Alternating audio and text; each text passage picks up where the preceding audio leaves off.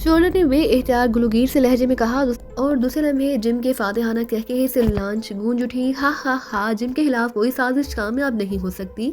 Shoulder gym हजार आंखें रखता है, जिम ने कहा लगाते हुए कहा। उसके साथ ही उसकी लात तेजी से घूमी और शोल्डर की कनपट्टी पर पूरी कुव्वत से पड़ी।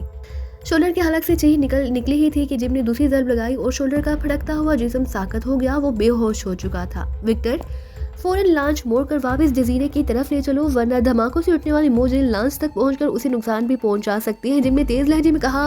और विक्टर ने इस बात में सर हिला दिया। एक बड़े से कमरे की साइड दीवार के साथ एक कज़ादा मशीन नस थी जो आन थी। कमरे के वस में एक कुर्सी पर जिम बैठा हुआ था।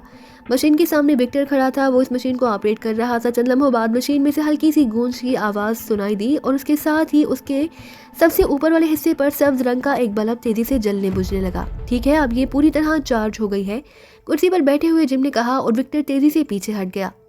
जाओ, जाकर शोल्डर को ले आओ ताकि मैं उसे दिखा सकूं कि उसकी साजिश का क्या हशर हुआ है, जिम ने इंतहाई सख्त लहजे में विक्टर से कहा। और विक्टर तेजी से चलता हुआ कमरे के बैरूनी दरवाजे की तरफ बढ़ गया। थोड़ी देर बाद वो वापस आया तो उसे शोल्डर को बाजू से पकड़ा हुआ था, जिसके हाथ उकत में बंधे हुए थे। शोल्डर के चेहरे पर गहरी उदासी तारी थी, उसके साथ जूलियट भी थी। आओ शोल्डर, मैं तुम्हें तुम्हारी साजिश के अंजाम की मजीद मंजर दिखाऊं, जिम ने उठकर तंजिया अंदाज में कहा। बॉस, आप यकीन करें कि आपको कोई बहुत बड़ी गलतफहमी हुई है। मैंने या किसी और ने आपके खिलाफ कोई साजिश नहीं की। मैं तो ऐसा सोच भी ना सकता, शोल्डर ने कहा। तुम फिक्र ना करो, मैं तुम्हें तुम्हारी साजिश के सबूत भी दिखाऊंगा, जिम ने होंठ नकोसते हुए कहा। उसी लम्हे दरवाज़ा खुला और मोरिस अंदर दाखिल हुआ। सब आ गए हैं, जिम ने मोरिस की तरफ देखते हुए कहा। यस बॉस, मोरिस ने मोदबाना लहजे में कहा। विक्टर, मशीन ऑन करो, जिम ने विक्टर से मुखातिब होकर कहा और विक्टर तेजी से मशीन की तरफ बढ़ गया, जबकि मोरिस जूलियट शोल्डर के करीब खड़ा हो गया। उसके हाथ में मशीन गन थी। दूसरे लम्हे सामने दीवार पर एक बड़ी स्क्रीन रोशन हो गई। पहले तो स्क्रीन पर झमाके से होते रहे, फिर एक मंजर वाजे हो गया। ये एक बड़े से हाल नुमा कमरे का मंजर था, जिसमें 100 के करीब अफराद हाल में रखी हुई कुर्सियों पर बैठे हुए थे। वो सब अपने चेहरों से ही जुराम पेशा अफराद नजर आ रहे थे। वो सब एक दूसरे से बातें करने में मसरूफ थे। जिम ने जेब से एक माइक नुमा आला निकाला और उसे हाथ में रखकर उसने उसका बटन ऑन कर दिया। हेलो, मैं तुम्हारा चीफ बॉस जिम बोल रहा हूँ, जिम ने ऊंची आवाज में कहा और तेज लहजे में कहा। और वो सब बातें करते हुए अफराद यकलहत ना सिर्फ खामोश हो गए, बल्कि वो सब इस तरह सीधे होकर बैठ गए जैसे किसी दफ्तर के अहलकार ऑफिसर की आमद की इत्तला मिलने पर अपनी अपनी जगहों पर एडजस्ट हो जाते हैं। यस बॉस, एक लंबे तिरंगे आदमी ने जो सबसे आगे बैठा था उठकर कहा। तुम सब जुराइम पेशा अफराद हो, तुम्हारी सारी जिंदगी जुराइम में ही गुजरी है, इसलिए तुम सब अच्छी तरह ये बात भी जानते होगे कि जुराइम पेशा अफराद में गद्दारी की सज़ा क्या होती है, जिम ने ऊंचे लहजे में कहा। यस बॉस, गद्दारी की सज़ा मौत होती है, उसी खड़े हुए आदमी ने कहा। शोल्डर ने मेरे साथ गद्दारी की, उसने मेरे खिलाफ साजिश की और तुम सब भी उसके साथ शामिल थे। बोलो अब तुम्हारी सज़ा क्या होनी चाहिए, जिम ने इंतहाई वसीले लहजे में चीखते हुए कहा। गद्दारी, साजिश, ये आप क्या कह रहे हैं बॉस, उस आदमी ने इंतहाई हैरत भरे लहजे में कहा। और हाल में मौजूद बाकी अफराद भी बेएहतियात चौंक पड़े। उन सबके चेहरों पर हैरत के तासुरात मौजूद थे। मैं दुरुस्त कह रहा हूँ और मैं तुम सबको मौत की सज़ा देता हूँ, इबरतनाक मौत की, क्योंकि वैसे भी तुम जैसे लोगों का यही अंजाम हुआ करता है, जिम ने चीखते हुए कहा। और उसके साथ ही उसने मशीन के पास खड़े विक्टर को इशारा किया तो विक्टर ने मशीन के नीचे लगे हुए एक सुर्ख रंग के हैंडल को एक झटके से बाहर खींच लिया। दूसरे लम्हे दीवार पर रोशन स्क्रीन तारीख हो गई और मशीन से तेज सीटी की आवाज़ गूंजी और फिर हल्की होते होते ख़त्म हो गई। स्क्रीन ऑफ होते ही मोरिस तेज़ी से दरवाजे की तरफ बढ़ा और दरवाज़ा खोलकर बाहर निकल गया। हा हा हा, हर आदमी अपने अंजाम को पहुंच गया, जिम ने उठकर खड़े होते हुए कहा। उसकी नज़र शोल्डर पर जमी हुई थी, जिसका चेहरा अब बुरी तरह जर्दी माइल हो गया था। देखा तुमने शोल्डर, इबरतनाक मौत किसे कहते हैं। पहले लांचों में अफराद को इबरतनाक मौत ने घेर लिया और अब उस हाल में मौजूद अफराद के इंतहाई ताकतवर बमों के फटने से परहच्चे उड़ गए। देखा तुमने, अब उस जजीरे पर या तो अगवाशुदा औरतें रह गई हैं या तुम रह गए हो। बोलो अब तुम्हें किस किस्म की मौत चाहिए, जिम ने शोल्डर से मुहातिब होकर कहा। तुमने पूरा जजीरा ही तबाह करके रख दिया, पागल हो गए हो। काश मुझे पहले से अंदाजा होता कि तुम ऐसा करोगे तो मैं वाकई तुम्हें शूट कर देता। इस बार शोल्डर ने हिज़ानी अंदाज में चीखते हुए कहा। अंदाज़ा, इसी अंदाजे के चक्कर में तुमने मुझे इतना लंबा ड्रामा खेलना पड़ा है शोल्डर, अचानक जिम ने बदले हुए लहजे में कहा। और बदली हुई आवाज़ सुनकर शोल्डर इस बुरी तरह उछला कि बेएहतियात दीवार से टकरा कर नीचे गिरा और बेहोश हो गया। उसके साथ खड़ी जूलियट की आंखें हैरत की शिद्दत से तेजी से फैलती चली गई, क्योंकि इस बार जिम के मुंह से अली इमरान की आवाज़ निकली। तुम्हारी आंखें माशाल्लाह पहले ही काफ़ी बड़ी और ये मजीद फाड़ कर क्या अल्फ्रेड को शादी से पहले ही शहीद करने का इरादा है। यकला जिम ने गर्दन पर से चुटकी भरकर चेहरे से मास्क हटाते हुए कहा, और अब वहाँ जिम की जगह अली इमरान खड़ा मुस्कुरा रहा था। ओ ओ तुम इमरान, तुमने ये सब कुछ किया है? जूलियट ने इंतहाई मुसरत भरे अंदाज में चीखते हुए कहा और इतनी तेजी से इमरान की तरफ दौड़ी जैसे उससे जाकर चिमट जाएगी। अरे अरे रुक जाओ। अगर जूलिया ने देख लिया तो जिस तरह शोल्डर का अंदाज़ा गलत साबित हुआ है उस तरह मेरा भी अंदाज़ा गलत हो जाएगा। इमरान ने तेजी से पीछे हटते हुए कहा और जूलियट यकलक ठटक कर रुक गई। अलबत्ता उसके हाथ इसी तरह आगे की तरफ उठे हुए थे। उसी लम्हे दरवाज़ा खुला। जूलिया, तनवीर, सफदर और डॉक्टर हिदायतुल्लाह अंदर दाखिल हुए। उनके साथ मोरस था जो स्क्रीन ऑफ होने के साथ ही तेज़ी से दरवाजे से बाहर निकल गया। मशीन के साथ खड़े विक्टर ने भी चेहरे से मास्क उतार दिया और अब विक्टर की जगह टाइगर खड़ा मुस्कुरा रहा था। ये तुम क्या चक्कर चलाते फिर रहे हो? हमें कैद कर दिया। और वो जहाँ जूलियट को इमरान के करीब खड़े होते देखकर इंतहाई तलह लहजे में कहा और वो खा जाने वाली नज़रों से जूलियट को देख रही थी जो अचानक रुक जाने की वजह से अभी तक उसी पोजीशन में खड़ी थी कि उसके दोनों बाजू इमरान की तरफ उठे हुए थे। शहजादी और उसके हमायती दियो को कैद होना ही पड़ता है, तभी शहजादी को कोकाफ की सैर करने की इजाज़त मिलती है और जब शहजादा कोकाफ में पहुंचता है तो फिर वहाँ पर परियां तो बहरहाल होती ही है। इमरान ने मुस्कुराते हुए जवाब दिया और जूलियट ने मुस्कुराते हुए हाथ नीचे किए। फिर तेज़ी से जूलिया की तरफ मुड़ी जिसकी त्योरियाँ इमरान का जवाब सुनकर और ज़्यादा चढ़ गई थी। मिस जूलिया, तुम्हारे इमरान साहब ने कमाल कर दिया है। उन्होंने इंतहाई हैरत अंगेज अंदाज में जर्सी पर काबिज सैकड़ों जुराइम पेशा अफराद को बगैर उन्हें उंगली लगाए हलाक कर दिया। उन लोगों को जो मासूम औरतों की तिजारत करते थे, उनको जिनसे शायद पूरी फौज भी जहां आकर ना लड़ सकती थी।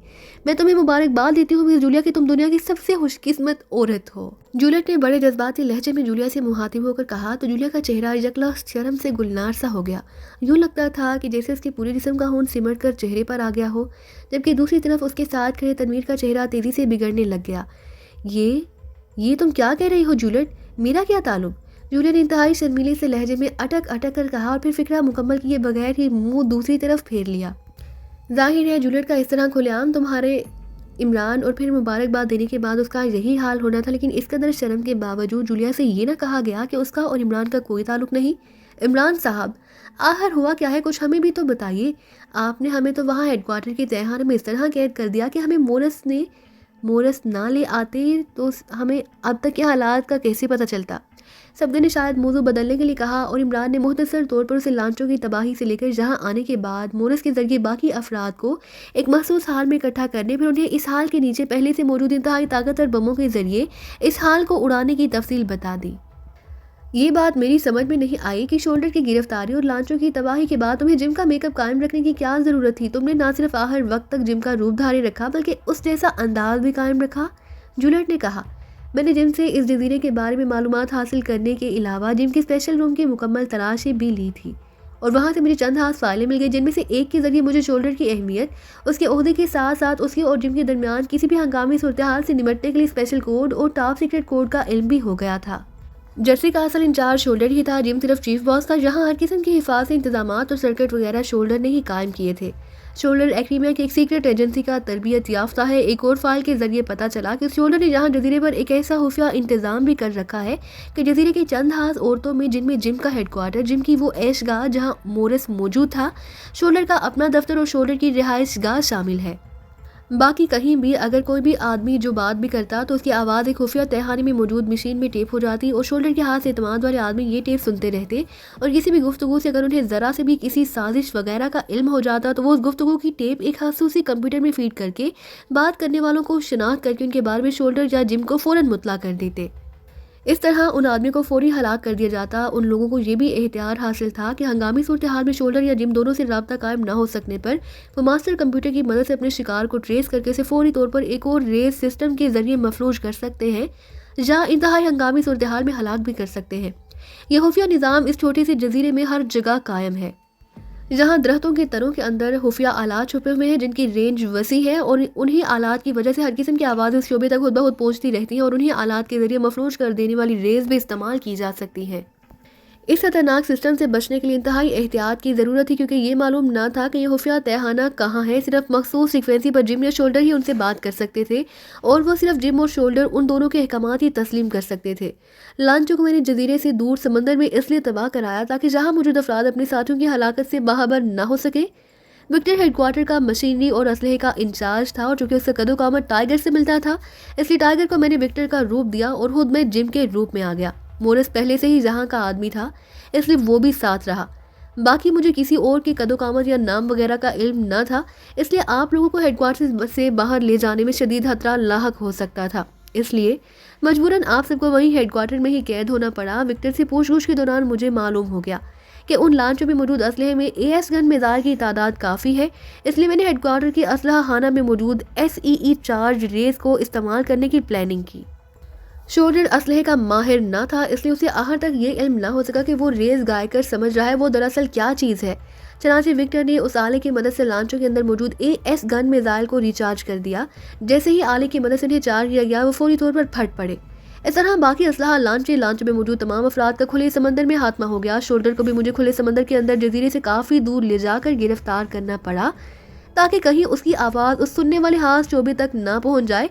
और उसके बाद शोल्डर की आवाज़ में मुझे उस हाथ चोबे और बाकी तमाम अफराद को मोरिस की मदद से ब्लैक हाउस के उस बड़े हाल में इकट्ठा करना पड़ा, क्योंकि जहां नीचे पहले से ऐसे इंतजामात मौजूद है कि जहां पूरे हाल को उस कमरे में मौजूद मशीन के जरिए उड़ाया जा सकता है। अब ये तो मुझे मालूम नहीं कि शोल्डर ने यहाँ ऐसे इंतजामात क्यों कर रखे थे। बहरहाल उसके किए गए उन इंतजामात से हमें ये फ़ायदा हो गया कि जजीरे पर मौजूद बाकी सब जुराइम पेशा अफराद का इकट्ठा हाथमा कर देना मुमकिन हो गया। और चूंकि मोरिस को हिदायत थी कि जैसे ही उन सबका हाथमा हो वो फौरी तौर पर जूलिया और दूसरे साथियों को हेडक्वार्टर से ले आए, क्योंकि अब उनके बाहर आने से कोई फ़र्क ना पड़ना था। इसलिए मोरिस के बाहर जाते ही मुझे अपने आप को जाहिर करना पड़ा, वरना हो सकता है कि उन जुराइम पेशा अफराद के साथ साथ मुझे भी शहीद होना पड़ता। इमरान ने मुस्कुराते हुए पूरी तफसील बताते हुए कहा, हैरत अंगेज़, इंतहाई हैरत अंगेज़, तुम जैसा आदमी मैंने पहले कभी नहीं देखा। तुम्हें जिस तरह पहले फालैंड और फिर जहां जर्सी पर उन अफराद का सिर्फ अपनी जहानत से हाथमा कर दिया, मुझे यकीन है कि तुम अगर चाहो तो दुनिया में किसी भी ग्रोह का हाथमा कर सकते हो, चाहे वो कितना ही ताकतवर क्यों ना हो। मुझे फ़ख्र है कि तुम्हारा ताल्लुक पाकीशा से है। इस बार खामोश खड़े डॉक्टर हिदायतुल्लाह ने इंतहाई तहसीन आमेज़ लहजे में कहा, अरे डॉक्टर साहब, कुछ ख्याल करें, जहां ऐसे ताकतवर ग्रोह के 2 अरकान भी मौजूद हैं जिनके मुकाबले में मेरी जहानत ना सिर्फ फेल हो जाती है बल्कि ऐसी फेल होती है कि 1 नंबर भी नहीं मिलता। इमरान ने जूलिया और जूलियट की तरफ देखते हुए कहा, और डॉक्टर हिदायतुल्लाह जैसा संजीदा शख्स भी बेएहतियार हंस पड़ा। अब यही खड़े इंटरव्यू ही होता रहेगा या? जकला तनवीर ने गुस्सीले लहजे में कहा, अरे तुम्हें किसने मना किया है, तुम अपना काम करते रहो। इमरान ने चौंक कर तनवीर की तरफ देखते हुए कहा, काम? कौन सा काम? तनवीर ने चौंकते हुए हैरत भरे लहजे में कहा, इंटरव्यू में फोटोग्राफी भी तो होती है, और तनवीर से बड़ा स्टिल फोटोग्राफर कौन हो सकता है? जब से आया है कैसे साकी तो सामित खड़ा है, इमरान ने मुस्कुराते हुए कहा, और कमरा कहकहों से गूंज उठा। जजीरे पर वो औरतें कहाँ हैं जिन्हें उन्होंने कैद कर रखा है, उन्हें छुड़वाया है तुमने? जूलिया ने अचानक एक ख्याल आते ही इमरान से पूछा। वो 150-200 औरतें हैं और जाहिर है सारी ही खूबसूरत होंगी, इसलिए मैं अकेले कैसे उन्हें छुड़वाने जा सकता था, इमरान ने कहा। और इस बार जूलिया बेइख्तियार हंस पड़ी। इमरान साहब, सारी लांचें तो तबाह हो गई हैं, अब इतनी सारी औरतों को फालैंड कैसे पहुंचाया जाएगा? सफदर ने कहा, आओ वहाँ हेडक्वार्टर चलते हैं। अल्फांसो से मैंने जहाँ आने से पहले बातचीत कर ली थी, वो ट्रांसमीटर कॉल के इंतजार में होगा, वहाँ से लांचें आ जाएंगी। इमरान ने जवाब दिया और दरवाजे की ओर बढ़ गया। उस शोल्डर का क्या करना है बॉस? टाइगर ने एक तरफ बेहोश पड़े शोल्डर की ओर इशारा करते हुए कहा, उसे उठाकर ले आओ। इसका फैसला जहां कैद औरतें करेंगी, क्योंकि सुना है ये शख्स अगवा कर आने वाली मासूम लड़कियों और औरतों पर इंतहाई गैर इंसानी तशद्दुद करने में बेहद मशहूर था, और यहाँ इस मामले में उसे खूनी जल्लाद का नाम दिया जाता था। इमरान ने मुड़कर कहा और फिर दरवाजे की ओर बढ़ गया। फालैंड में हर तरफ जश्न का सा सामान था। पूरे फालैंड को दुल्हन की तरह सजाया गया। वहां मौजूद हर शख्स के चेहरे पर ऐसी मुसर्रत थी जैसे फालैंड को कोई ऐसा मफतूहा इलाका है जिसे दुश्मन के कब्जा से नई नई आज़ादी मिली हो। शोल्डर को वही जर्सी में ही औरतों के हवाले कर दिया गया था। फिर भपरी हुई औरतों ने से वाकई इबरतनाक मौत मारा। जर्सी से बरामद होने वाली 150 के करीब अगवाशुदा लड़कियों और औरतों को वापस उनके घरों तक पहुंचाने के लिए जूलियट, अल्फ्रेड और अल्फांसो ने बेपनाह काम किया। फालैंड और जर्सी दोनों जजीरे हालांकि इटली के करीब थे, लेकिन शुरू से ही ये दोनों जजीरे इंतजामी तौर पर स्विट्जरलैंड के तहत ही आते थे। एंड्रयू ने यकीनन आला हकाम को भारी रिश्वतें देकर उन्हें जहां से गाफिल रखा होगा, लेकिन जब अल्फांसो ने आला हकाम से मिलकर उन्हें एंड्रयू और हाक तंजीम के हाथ में से मुतालिक बताया, तो स्विट्जरलैंड के आला हकाम ने फालैंड और जर्सी से मुजरिम तंजीमों के हाथ में पर इंतहाई मुसर्रत का इजहार किया। और फिर उन औरतों के कागजात तैयार कराए गए, उनके घरों में इत्तला दी गई और उन्हें सरकारी खर्चे पर फालैंड से उन ममालिक तक भिजवा दिया गया जहां जहां से उन्हें अगवा करके लाया गया था। हाक हाउस और जर्सी में जिनके हेडक्वार्टर से मिलने वाली फाइलों की मदद से दुनिया भर में फैले हुए उनके साथियों को गिरफ्तार करने के लिए आला सतह पर भरपूर इकदाम किए गए। इस तरह दोनों जगहों से ताल्लुक रखने वाली तमाम जुराइम पेशा अफराद का पूरी तरह कलम कमा कर दिया गया। हुकूमत स्विट्जरलैंड ने फालैंड और जर्सी दोनों जजीरों का दोबारा सरकारी तौर पर इंतजाम संभाल लिया।